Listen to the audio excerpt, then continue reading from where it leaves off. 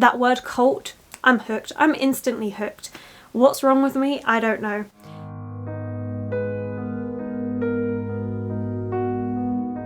Hello my loves, and thank you for joining me. It's Kirsten, and today we're doing some anticipated releases for March and April. So new books that are going to be coming out in those 2 months that I am excited to read and do hope to read at least a couple of them. I have a list of books, so we're just going to get straight to it. I don't know how many books I've got this time. We're just gonna go with it, and I would say to you that I'm gonna do these in date order, but I have them in an absolute mess on my phone, so just gonna roll with it. Okay, so the first book we have is Clytemnestra, and this is out on the 2nd of March, and this is by Constanza Casti. Now, I apologise if I'm pronouncing that name incorrectly. If you know me, then you would know that I love Greek myth retellings so much. I've actually read a couple of books all about Clytemnestra, and so I'm really intrigued to see yet another author's interpretation of the same thing. Clytemnestra was Helen of Troy's sister. She ended up being married to Agamemnon. It's a heartbreaking story because Agamemnon sacrificed one of their children so that he could have a good wind to sail to Troy, and then Clytemnestra, when Agamemnon comes back, kills him in response to this. I think it's going to be fantastic and moving. I love my Greek myth retellings. They're just so good, so fantastic. Oh, this is definitely one that's high up on the list for me to pick up in March. We then have The Foxglove King, and that's released on March 7th, and this is by, sorry I keep looking down, I've got it all on my phone, but this is by Hannah Witten, and I was intrigued by the synopsis on this one actually. So it says, when Law was 13, she escaped a cult in the catacombs beneath the city of Delair. Now, that word cult, I'm hooked. I'm instantly hooked. What's wrong with me? I don't know. And in the 10 years since, she's lived by one rule: don't let them find you. Easier said than done when her death magic ties her to the city. And again, the other reason why I want to pick this up, we have a cult and death magic. I want it.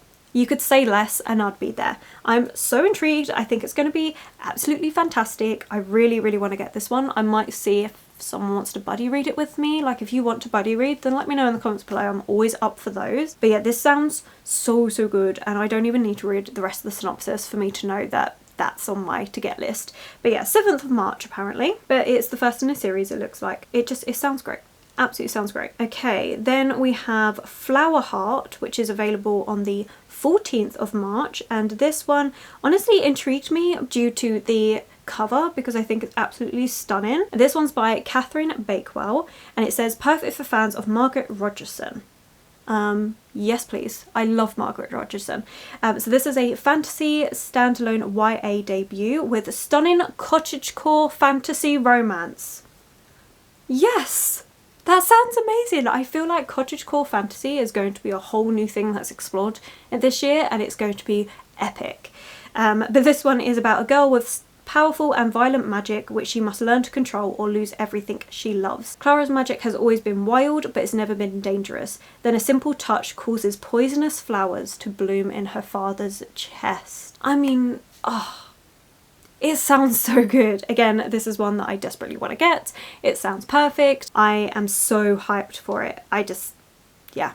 It sounds good, and that cover, look how stunning. Then we have Vera Wong's Unsolicited Advice for Murderers, again on the 14th of March. So this is by Jessie Q Santaro, and it's a more of a murder mystery one, which just sounds fantastic. So this one, a lonely shopkeeper takes it upon herself to solve a murder in the most peculiar way in this captivating mystery, which I love cozy murder mysteries, so of course I want to get more. I actually do really want to get more. I've got a lot of classics, so like Agatha Christie and things like that, but I do want some more like contemporary authors, their versions of murder mysteries. I think it's going to be so good. But the cozy ones, I want the cozy. But this one says, Vera Wong is a lonely little old lady, a lady of certain age, who lives above her forgotten tea shop in the middle of San Francisco, Chinatown. Despite living alone, Vera is not needy. Oh no. She likes nothing more than sipping on a good cup of oolong and doing some healthy detective work on the internet about what her Gen Z son is up to. Then one morning, Vera trudges downstairs to find a curious thing, a dead man in the middle of her tea shop. In his outstretched hand is a flash drive. Vera doesn't know what comes over her, but after calling the cops like any good citizen would, she sort of swipes the flash drive from the body and tucks it safely into the pocket of her apron. Why? Because Vera is sure she would do a better job than the police possibly could, because nobody sniffs out wrongdoing quite like a suspicious Chinese mother with time on her hands. It's gonna be so good. I feel like this is going to be hilarious. So yeah, 14th of March, I actually can't wait. I think this is going to be great, and if I like it, Jessie also has another book out, which is Dial A for Aunties. I don't know if that's another murder mystery or not, but I'm intrigued to find out. Oh yeah, see, I was really trying hard to do this in order. It's not in order. We have A Witch's Guide to Fake Dating a Demon, and that's out on the 7th of March. And this is a book that I wouldn't normally go for, to be honest. This is by Sarah Hawley. I loved the cover. It's absolutely stunning. I feel like Sarah Hawley's done other books because I recognise that sort of a cover. Whether it's just because it's similar to other books and it's not actually by her, I don't know. But this one is Meryl Spark knows not to trust a demon, especially one that wants her soul. But what's a witch to do when he won't leave her side and she kind of doesn't want him to? So this is kind of a paranormal rom-com. Again, not something I'd normally read, but a lot of people were reading the holiday romances across Christmas, and it's got me intrigued as to whether I would like them. So I figured, why not try some paranormal ones first, because that's got an element of something I already like, and we'll see if I like it. I'm intrigued. I think it should be a fun time. Then we have Grey Mist Fair, and that's on the 28th of March. And this one is by Francesca Zappia, and again, look at that cover. It looks stunning. I think this is a YA book, and I can't wait. This sounds really good. So the people of Grey Mist Fair know that the woods are a dangerous and magical place and that they should never set foot off the road. But when a young tailor discovers a body on the road, her search for the culprit reveals even more strange and dark happenings around her town. So this is meant to be a suspenseful and inventive murder mystery inspired by lesser known fairy tales of the Brothers Grimm. I mean, it sounds great. Absolutely sounds great. So I'm intrigued. I mean, if we've got things inspired by the Brothers Grimm, that sounds really good. And then I want to, because I actually have a copy of the Brothers Grimm, so it would be really good to read this and then read the stories that inspired it and just see the comparisons and see the changes there. So yeah, this one, as I said, is out on the 28th of March, and again, I'm intrigued. I should probably stop saying that because we know I'm intrigued. That's why it's on this list. Okay, we have the London Seance Society. That's out on the 21st of March. There is a lot in March. I don't know whether this happens every time, but I have 1 month where I have so many books that I'm intrigued by, and then the other month there's only a couple. This time it's March. But this is by Sarah Penner. 1873, an abandoned chateau on the outskirts of Paris, and a dark seance is about to take place. There you go, that was all I needed, and it was on this list. The seance is led by acclaimed spiritualist Vaudeline Delaire, known worldwide for her talent in conjuring spirits of murder victims to ascertain the identities of people who killed them. She is highly sought after by widows and investigators alike. Lena has come to Paris to find answers about her sister's death, but to do so she must embrace the unknown, overcome her logic-driven bias against the occult. When Vaudeline is beckoned to England to solve a high-profile murder, Lena accompanies her as an understudy. As the women team up powerful men of London's exclusive seance society to solve the mystery, they begin to suspect they are not merely out to solve a crime, but perhaps entangled in one themselves. I think it would be cool. It's got enough stuff in it that I like. Then we have A House with Good Bones by T. Kingfisher. That's coming out on the 28th of March. T. Kingfisher, I haven't even read the synopsis of this, to be honest. Let me find it for you on Goodreads. It said T. Kingfisher and I wanted it. It was that simple. But it is a haunting Southern Gothic. Mum seems off. Her brother's words echo in Sam Montgomery's ear as she turns into the quiet North Carolina street where her mother lives alone. She brushes the thought away as she climbs the front steps. Sam's excited for this rare extended visit and looking forward to nights with just the two of them, drinking boxed wine, watching murder mystery shows and guessing who the killer is long before the characters figure it out. But stepping inside, she quickly realises home isn't what it used to be. Gone is the warm, cluttered charm her mum is known for. Now the walls are painted a sterile white. Her mother jumps at the smallest noises and look over her shoulder even when she's the only person in the room. And when Sam steps out to clear her head, she finds a jar of teeth hidden behind the magazine-worthy rose bushes, and vultures are circling the garden from above. Well, fair enough. That sounds intriguing.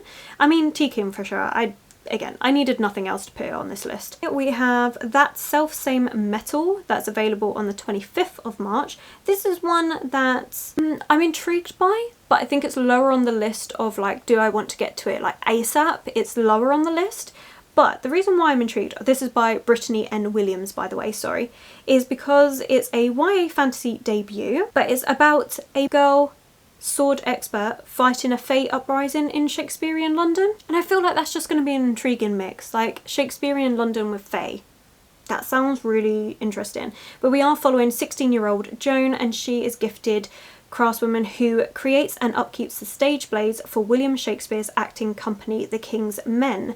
Joan's skill with her blades comes from a magical ability to control metal, an ability gifted to her by head Orisha. Her whole family is Orisha blessed. The Sands family have always kept tabs on the Fae presence in London. Usually that doesn't involve much except noting the faint glow around a Fae's body as they try to blend in with London society, but lately there have been an uptick in brutal Fae attacks. Swashbuckling, romantic and full of sights and sounds of Shakespeare's London, this series starter delivers an unforgettable story and heroine like any other.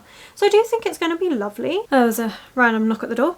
Okay, as I was saying, there's one more for March, and that is the Headmaster's List. This is available on the 7th of March, and from what I remember, I'm really excited for this one.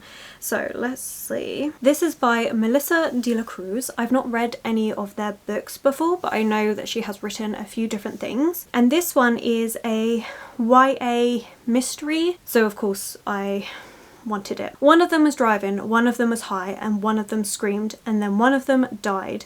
When 15-year-old Chris Moore is tragically killed in a car crash, Argyle Prep is full of questions. Who was at the wheel, and more importantly, who was at fault? 18-year-old Spencer wishes she knew. As rumours swell, her ex Ethan was the driver that fateful night. She can't bring herself to defend him, and their messy breakup has nothing to do with it. She can't remember anything from that night, not even what put her in that car with Ethan, Chris and Tabby Hill, the new loner in school. Was it just a night out that went very wrong? And is it just a coincidence that they were all part of Argyle's esteemed honour roll, the Headmaster's List? In a place ruled by pedigree and privilege, the answers can only come at a deadly price.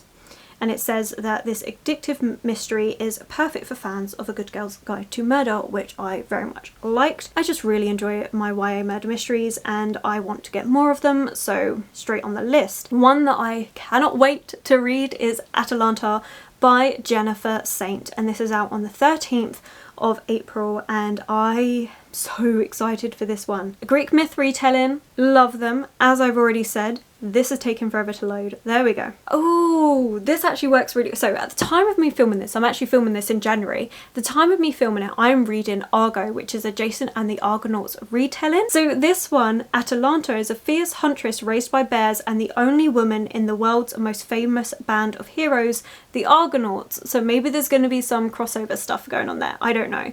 But it's princess, warrior, lover, hero. When Princess Atalanta is born, a daughter rather than her son the parents hoped for, she is left on a mountainside to die. Ooh. But even then she is a survivor. Raised by a mother bear under the protective eye of the goddess Artemis, Atalanta grows up wild and free with just one condition. If she marries, Artemis warns, it will be her undoing. Although she loves her beautiful forest home, Atalanta yearns for adventure. When Artemis offers her the chance to fight in her name alongside the Argonauts, the fiercest band of warriors the world has ever seen, Atalanta seizes it. The Argonauts' quest for the Golden Fleece is filled with impossible challenges, but Atalanta proves herself equal to the men she fights alongside. As she is swept into a passionate affair in defiance of Artemis' warning, she begins to question the goddess's true intentions. Can Atalanta carve out her own legendary place in a world of men while staying true to her heart? Oh, I'm so excited. I cannot wait. I'm so pleased I'm reading Argo right now. I want to see if Atalanta makes an appearance. That's going to be so interesting because I'm reading where Jason's just got his band together to go off and try and get the Golden Fleece. So I'm literally in the middle of it. Oh, I'm so excited. That sounds great. I cannot wait for this book. Then we have A Sharp Edge of Silence. This is out on the 11th of April, and this is by Cameron Kelly Rosenblum. And this one is Tradition Meets Pretty Little Liars in this haunting YA contemporary standalone that tackles the contagious nature of toxic masculinity at an elite boarding school clinging to its past, and the sexual assault that changes everything. Yes, I want to read that. Who will you be at Lycroft Phelps? This is the question all Lycroft applicants want to be asked. It means they've been accepted to one of the most elite private high schools in the nation. Over 150 years is plenty of time for traditions to bake in the campus's bricks and ivory. Ceremonies, athletic rivalries, secret societies, pranks taken too far. But navigating it will make Charlotte perfect straight A student, Max scholarship kid and STEM whiz, and Quinn artist dreamer Laycroft legacy, questioning all they thought they knew about themselves and the school, especially when Quinn's sexual assault becomes public and implicates one of the top tier athletes on campus. Do I need to explain why I want to read that one? It sounds great. Then we have A Hunger of Thorns on the 18th of April. I love actually trying to find all of these anticipated releases. Like, I love it. It gets me so excited for reading. And this is by Lily Wilkinson. And this is following Maud. Maud is the daughter of witches. She spent her childhood running wild with her best friend Odette, weaving stories of girls who slayed dragons and saved princes. Then Maud grew up and lost her magic and her best friend. These days, magic is toothless, reduced to glamour patches and psychic energy drinks found in supermarkets and shopping malls. Odette has hungered for forbidden, dangerous magic, and 2 weeks ago she went searching for it. Now she's missing and everyone says she's dead. Everyone except Maud. Storytelling has always been Maud's gift, so she knows all about girls who get lost in the woods. She saw she can find Odette inside the ruins of Sicklehurst, an abandoned power plant built over an ancient magical forest, a place nobody else seems to remember is there. The danger is no one knows what remains inside Sicklehurst either, and every good story is sure to have a monster. It just sounds like a fun YA time, to be honest. And I do enjoy that for a nice break up of what I'm reading. I feel like I've got some of my dates wrong. I will put dates in this video because pretty sure I got that wrong. Okay, the last one that I have on this list though is Tell Me What Really Happened on the 4th of April. And this is by Chelsea Sedot, and this is again another murder mystery YA that I really want to read. This one is told entirely through police interviews of 4 teens over the course of a few hours, which again really intrigues me. I love the idea of that formatting. We have the synopsis says it was all her idea. They could get away from their parents and spend the weekend camping down by Salvation Creek. The 5 of them would make s'mores, steal kisses, share secrets. But sometime around midnight she vanished. Now the 4 friends who came back are under suspicion and each have a very different story to tell about what happened in the woods. The clock is ticking. What are they hiding? Who is lying? Dark truths must come to light if their friend is to be found. That sounds really good, really intriguing. Again, YA murder mysteries, I enjoy them. I want to read more of them. But there we go, that's all the books on this list. I am sorry, I think I got a couple of the dates mixed up because again, I just had it written on my phone and it was an absolute mess. I will have each date written up with the book so that you know, so apologies for that.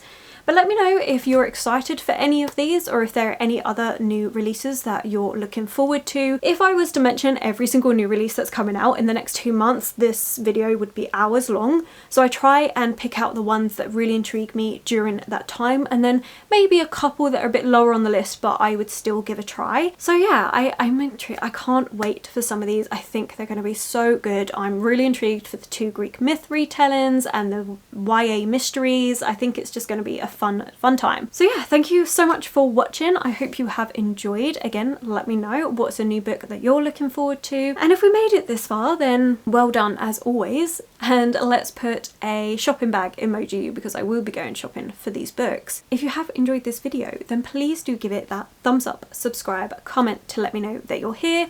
Those 3 things really help this channel out, so thank you so much. My social media links will be linked below, and I will of course catch you in the next video.